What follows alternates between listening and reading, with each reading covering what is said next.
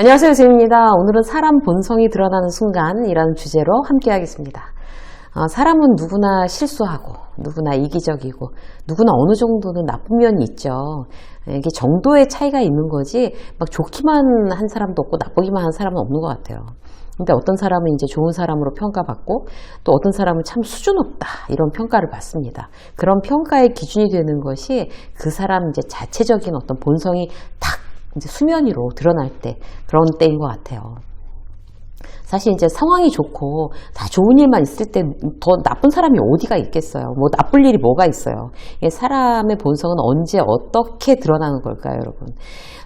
이제 저럴 때 저 사람은 저런 사람이었구나 이렇게 알아볼 수 있는 순간은 사실 좀 부정적인 순간, 좀 안 좋은 상황 그럴 때 이제 드러나는 것 같아요. 그럴 때 그런 일들이 우리가 이제 살면서 중간중간 일어나는데 그럴 때 나는 과연 타인에게 어떤 모습으로 보여야 할까? 어떤 태도를 가져야 할까? 이제 이런 거를 생각해 보는 것만으로도 우리가 대단히 이제 성숙해지는데 도움을 받을 수 있을 것 같습니다. 저는 이제 이 원고 쓰면서 제 자신을 한번 돌아봤어요. 저런 상황에서는 절대 정말 이기적이면 안 되겠구나. 화를 내면 안 되겠구나. 반성이 이제 많이 되는 그 원고 쓰는 시간 동안 그런 시간이었는데요. 여러분도 이제 마찬가지실 거예요. 자, 반성할 준비 되셨죠? 시작하겠습니다. 자, 첫 번째. 우리의 본성이 드러나는 순간은요. 타인의 실수에 대해서요. 그러니까 일을 하다 보면 이제 여러 사람과 엮이잖아요. 그럼 누군가는 실수를 하죠. 그 실수를 대하는 내 태도가 바로 나의 본성이라는 거예요. 예전에 이제 저는 남의 실수에 대해서 이제 그 자리에서 바로 지적하고 따지고 아주 직선적으로 뭐라고 하고 그런 사람이었어요. 아니, 잘못한 걸 잘못했다고 그러는데 뭐가 잘못했다는 거야? 그럼 잘못했는데도 그냥 넘어가는 거야? 그러면 이제 이렇게 아주 오만방자하게 생각했던 시절이 있었죠. 근데 나이 들면서 이제 조금 바뀌긴 했어요. 근데 바뀐 다음 단계가 뭔가 하면 별말 안 하는 걸로 바뀐 거예요. 별말 안 하는 걸로. 그 정도. 2단계까지 오는 것도 참 많이 걸렸어요. 저는 이제 교육을 하는 사람이기 때문에 그 각 기업들, 교육팀, 인사팀하고 이제 많이 접촉을 하게 되잖아요. 이게 여러 가지 이제 강의가 엮여 있으니까. 대부분 다 잘해요. 이제 기업에 있는 담당자분들은 다 잘하는데 그 중에서 이제 간혹가다 굉장히 답답한 분들도 있어요, 물론. 그런데 예전에는 이제 그런 경우엔 다 따지듯이 말하고, 자, 뭐 여기서부터 여기까지 잘못한 거 맞죠? 막 이렇게 따지고 막 이제 그랬는데, 이제는, 뭔가 이제 상대가 잘못했다고 하더라도 조용히 그냥 얘기해요. 흥분하지 않고. 그리고 이제 좀 어처구니가 없는 상황이 같으면 이제 그냥 웃어요. 그리고 자, 이렇고 저렇고 하니까 다시 한번 확인해 주세요. 이제 이 정도? 여기까지 오는데 시간 많이 걸렸습니다. 이제 꼭 회사에서뿐만이 아니라 그냥 어떤 이제 뭐 예를 들어서 다른 어떤 이제 샵을 방문했을 때 뭔가 나한테 잘못했을 때도 완전히 열받았을 때도 이제 더 이상 뭐라고 이제 뭔가 막 지적질하거나 그러진 않고 그러시면 안 되잖아요. 이제 더 이상 이제 말하기도 싫은 거예요. 그러시면 안 되잖아요. 근데 괜찮다고는 이제 차마 얘기 못 하지만 아무 말 안 하는 게 여기까지가 이제 최선의 예의인 거죠. 이제 제 수준에서는.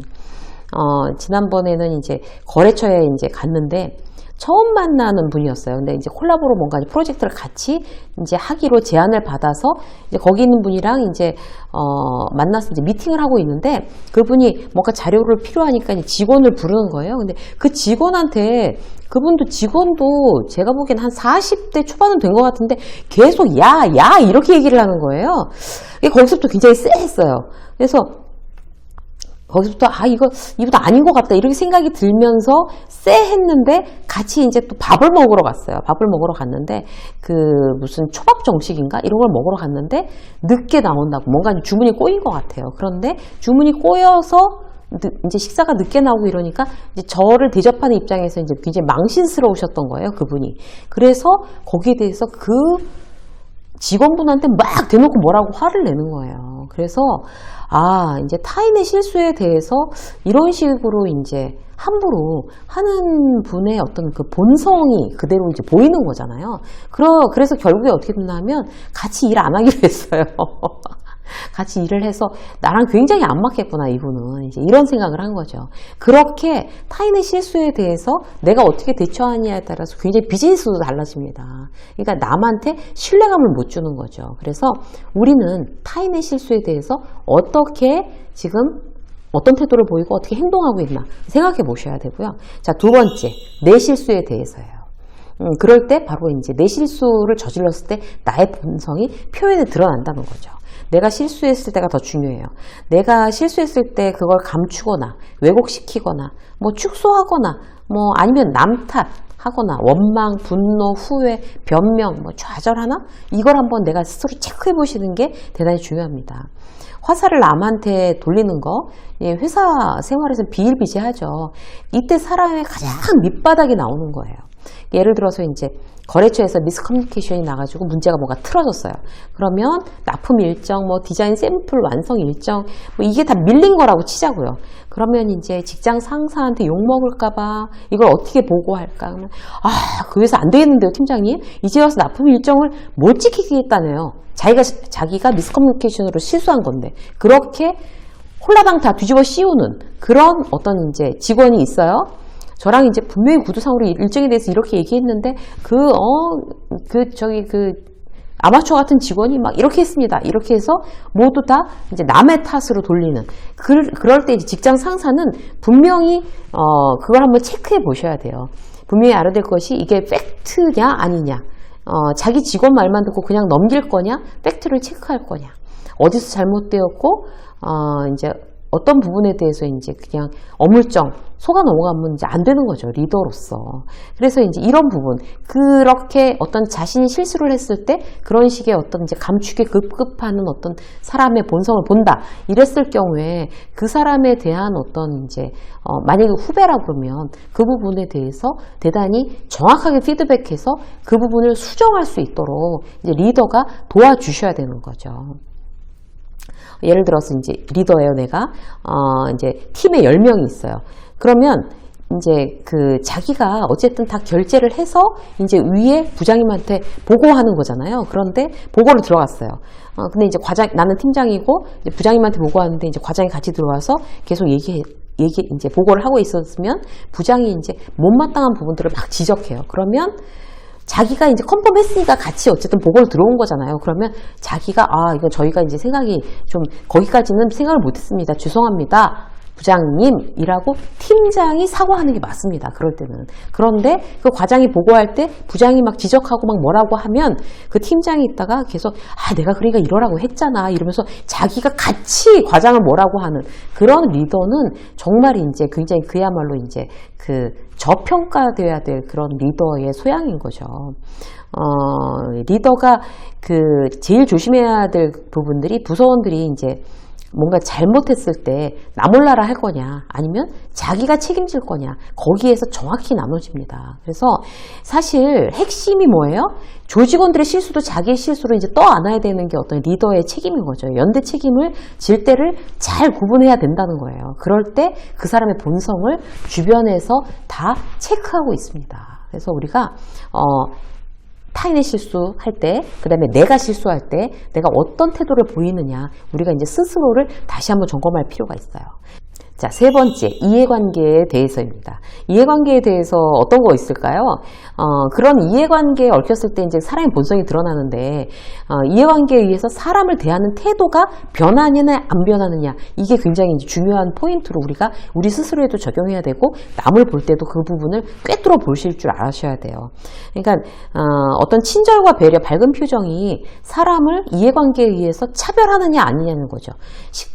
예를 들어서 식당에 있는 아주머니에게도 밝게 인사하고 청소하는 분한테도 밝게 인사하고 사장님한테도 당연히 밝게 인사하고 나한테 도움이 되어서가 아니라 사람에 대한 예의, 존재 자체에 대한 존경 이런 게 기본이 된다면 어떤 게 나의 본성을 굉장히 품위 있게 끌어올리는데 대단히 힘을 받을 수 있습니다. 이게 가장 중요한 가치라는 거를 알아야 되는 거죠. 그리고 이제 또 이해관계에 관련돼서 한 가지 더 말씀드리면 이해관계가 변했을 때 나의 태도는 뭐냐는 거예요. 상황이 변할 수 있잖아요. 그런 경우를 우리가 참 많이 보죠. 저는 아주 많이 경험했어요. 그러니까 그 롤러코스터를 타는 것 같은 그런 이제 인생의 구간들이 있었던 사람들은 특히나 이제 이런 거를 더 잘할 수가 있어요. 그 사람이 가장 인간미가 있고 어쩜 그렇게 사람이 선할 수가 있냐 이렇게 감탄한 예전 거래처 사장이 있었다고 쳐요. 그런데 주변에서는 그 사장에 대해서 별로 그렇게 좋은 사람이라고 얘기를 안 하는 거예요. 나만 이제 난 저 사람 참 좋은 사람인 것 같은데 왜 다른 사람들은 그렇게 얘기 안 하지? 왜 그런 걸까요? 그 사람이 나에 대해서만 잘하고 다른 사람한테 잘 안 해줬다는 얘기인 거죠. 그게 뭐예요? 이해관계를 기준으로. 그러니까 예를 들어서 이제 그 사람은 이제 남한테는 별로 좋은 소리 못 듣고 나한테만 잘해주는 사람이다. 이랬을 경우에는 나와의 이해관계가 변했을 때 굉장히 나에 대해서도 그런 부정적인 태도를 보일 가능성이 아주 높습니다. 회사에 예를 들어서 이제 뭐 굉장히 어떤 많은 중요한 결정들을 할 수 있는 위치에 있을 때는 나한테 굉장히 잘해주다가 내가 회사를 그만뒀을 경우에는 정말 뭐 언제 봤냐는 듯이 그렇게 태도가 변하는 거, 그 사람의 본성을 이제 볼 수 있는 바로 그런 거죠. 나의 본성은 어떤지 한번 이제 생각을 해봐야 될 것 같아요. 저 사람을 필요에 의해서 내가 이용하려고 잘해주나 저 사람한테? 근데 그러면 그게 과연 맞는 건가? 장기적으로 그렇게 이제 봤을 때는 그런 어떤 이해관계에 의해서 그렇게 상황이 변할 때마다 나의 태도 변하는 거 대단히 영악한 것처럼 행동하는 것 같지만 실제로 장기적으로 봤을 땐 손해입니다. 사람 일은 인생은 길고 앞으로 어떤 일이 어떻게 일어날지 알 수가 없는 거거든요. 그래서 우리가 이해관계에 대해서 나의 본성은 어떻게 드러날 거냐 다시 한번 이제 우리가 한번 생각해보고 이제 한번 내 생각대로 한번 메모도 해보고 그런 시간을 가지셨으면 좋겠어요. 나는 이해관계에서 사람을 어떻게 대하나? 내가 이해관계가 변한다고 하면 저 사람에 대한 태도가 나는 과연 또 변할 것인가? 이런 걸 한번 좀 깊게 생각해보는 그래서 이제 한 단계 더 성숙해지는 여러분들이 되시기를 응원합니다. 유쌤의 직장 수업 오늘 여기까지 하겠습니다. 고맙습니다.